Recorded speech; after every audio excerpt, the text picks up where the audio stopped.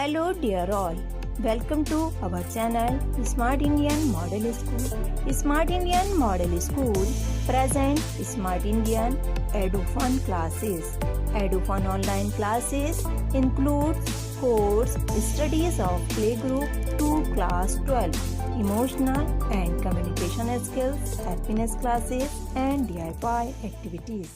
Student, अभी circular motion में कुछ और टर्म को डिफाइन करते हैं, टाइम पीरियड को। अब हम डिफाइन करेंगे टाइम पीरियड को। सो टाइम पीरियड क्या है? टाइम टेकन वाया पार्टिकल और body to complete one revolution along its circular path is called its period of revolution and it is denoted by T. यानी कोई भी बॉडी अगर circular path पे, सो ये सर्कुलर पाथ है, सो एक रेवोल्यूशन को कंप्लीट करने के लिए जितना भी टाइम टेकन है उसी को क्या बोलते हैं हम? Time period. यानी time taken to complete one revolution on a circular path is called time period. Simple है, कोई दिक्कत नहीं है। क्लियर? इसके अलावा नेक्स्ट टर्म है फ्रीक्वेंसी। फ्रीक्वेंसी, सो इसको डिफाइन करें it is defined as number of revolution computed per unit time is called frequency. Per unit time is called frequency. Suppose करो ये कोई सर्कुलर पाथ है और बॉडी बहुत हाई स्पीड से मूव कर रहा है, तो 1 सेकंड में जितने रेवोल्यूशन करेगी, जितने भी 1 सेकंड में जितने रेवोल्यूशन करेगी उनकी जो नंबर होगा, number of revolution per unit time या per second is called frequency. So it is defined as the number of revolution computed per unit time is called frequency. Okay, अब T time में, time period T में कितने revolution कर रही थी? 1। So T time में अगर इसको ऐसे करें तो 1 सेकंड में कितने करेगा? 1/t। 1 सेकंड में कितने करेगी? 1/t। नहीं समझ में आ रहा है, इसको ऐसे समझ सकते हैं। देखिए टी टाइम में कितना कर रहा है? 1। सो 1 सेकंड में कितना करेगा? 1/t। सिंपल है, कोई दिक्कत नहीं है। और 1 सेकंड में जितने रेवोल्यूशन होंगे that is frequency and it is denoted by new. इसको हम कैसे डिनोट करते हैं? न्यू से डिनोट करते हैं। क्लियर? ऐसा यूनिट ऑफ फ्रीक्वेंसी इज पर सेकंड। इसकी यूनिट क्या होती है? पर सेकंड, या जिसको हर्ट्स भी कहते हैं। इसको मोस्टली हर्ट्स ही कहते हैं, पर सेकंड नहीं कहते हैं। ठीक है, लेकिन ऐसा यूनिट क्या है? पर सेकंड, जिसको हर्ट्स कहते हैं। क्लियर?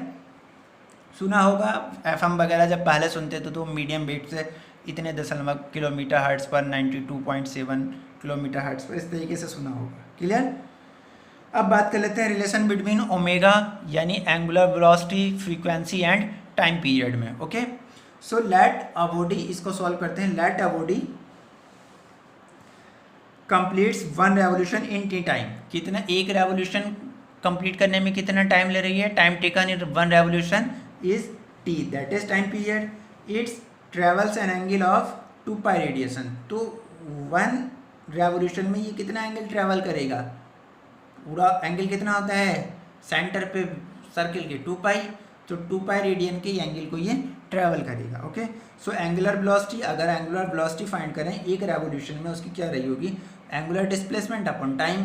कितना एंगुलर डिस्प्लेसमेंट हुआ? 2π का। और टाइम टेकन, एक रेवोल्यूशन है तो टाइम पीरियड के इक्वल होगा। यही रिलेशन है। सिंपल है, बहुत सिंपल है, कुछ भी नहीं है। एक बार पढ़ेंगे खुद से तो समझ में आ जाएगा। इसको ऐसे लिख सकता हूँ 2π × 1/t, और 1/t क्या होता है? फ्रीक्वेंसी होता है, अभी बताया था। तो इसको ऐसे रिप्रेजेंट कर सकता हूँ 2π न्यू। फ्रीक्वेंसी को एक बात और ध्यान दें, फ्रीक्वेंसी को कभी कभी बहुत ज़्यादा बार एफ से रिप्रेजेंट भी किया जाता है।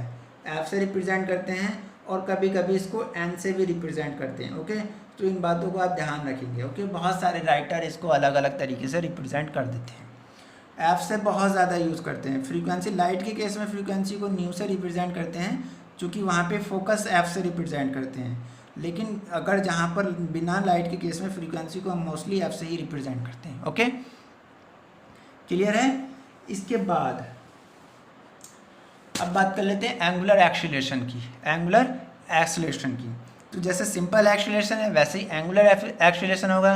Time rate of change of angular velocity, वहाँ पे लीनियर वेलोसिटी है, यहाँ पर एंगुलर वेलोसिटी है। Of a particle is called angular acceleration and it is represented by alpha. इसको कैसे रिप्रेजेंट करते हैं? अल्फा से। And alpha is equal to क्या हो जाएगा? Change in angular velocity upon time taken. Simple है, कोई दिक्कत नहीं है। अगर किसी पर्टिकुलर टाइम पे पूछ रहा हो यानी इंस्टेंटेनियस पूछ रहा है तब क्या हो जाएगा? Δt tends to 0, limit Δt tends to 0। इसको डिफरेंशियल की फॉर्म में लिख देते हैं। क्लियर। द एसआई यूनिट, अगर इसका यूनिट फाइंड करें, the SI unit of angular acceleration is, इसका यूनिट क्या हो जाएगा, रेडियन पर सेकेंड, और डेल्टा टी तो क्या हो जाएगा, पर सेकेंड स्क्वायर। डायमेंशन आप इसकी फाइंड कर सकते हैं जैसे हमने कराया था। हम जानते हैं v equal to r omega, अभी हमने फाइंड किया है ना। दोनों साइड हम डिफरेंशिएट कर देते हैं, differentiate a with respect to t, differential करना है t के रेस्पेक्ट में। सो वी गेट डिफरेंशिएट, मैंने उसको सिखाया था कैसे करते हैं, d/dt that is b, t के रेस्पेक्ट में कर रहे हैं, विथ रेस्पेक्ट टू t के रेस्पेक्ट में कर रहे हैं, तो t आएगा नीचे, है ना। d/dt into v is equal to क्या हो जाएगा, d/dt ओमेगा आर। सिंपल लिखा है, सिंपल डिफरेंशिएट किया है, क्या हो जाएगा, इसको ऐसे ही लिखते रहते हैं। तो ये क्या हो जाएगा, dv/dt is equal to r constant है, तो किसी भी कांस्टेंट को जब हम डिफरेंशिएट करते थे तो बाहर निकाल लेते हैं, और ये क्या हो जाएगा, d/dt। आर क्या है, रेडियस है ना, सो सर्कुलर पाथ की रेडियस तो कभी चेंज नहीं होती, वो तो कांस्टेंट बनी रहेगी, तो आर को बाहर निकाल लिया। dv/dt क्या है, change in velocity time that is acceleration, linear acceleration है। आर वैसे ही है, ये क्या है, change in angular velocity upon time that is angular acceleration है, एंगुलर एक्सेलरेशन अल्फा। सो ये क्या है, लीनियर एक्सेलरेशन और एंगुलर एक्सेलरेशन में रिलेशन है। क्लियर, बस यही कुछ डेफिनेशंस हैं। ओके, इसके आगे नेक्स्ट वीडियो में हम डिस्कस करेंगे। यदि आपको हमारा वीडियो अच्छा लगा हो तो आगे की वीडियो की नोटिफिकेशन प्राप्त करने के लिए कृपया बेल बटन दबाएं और चैनल सब्सक्राइब करना ना भूलें। Please subscribe our channel of Edufun classes. Thank you for watching.